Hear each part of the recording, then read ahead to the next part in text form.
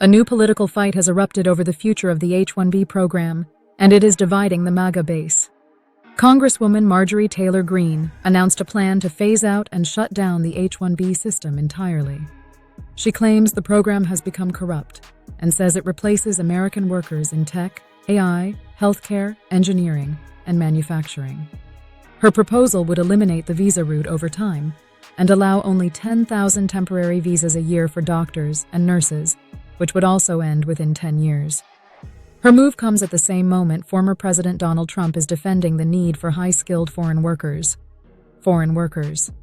Trump told Fox News that the United States lacks enough domestic talent for key jobs in technology and defense, and said many roles cannot simply be filled by someone taken from an unemployment line. His remarks angered hardliners, who view this as a break from his America First agenda. Greene argues that big tech and large industries use H-1B workers to cut out Americans, and says she wants to invest in the next generation instead of relying on foreign talent. The program remains essential for companies like Google, Microsoft, and Amazon, and around 400,000 visas were approved in 2024, most of them renewals.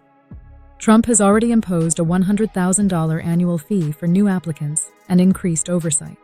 The clash over H-1B is now shaping a wider debate about the future workforce and the direction of immigration policy.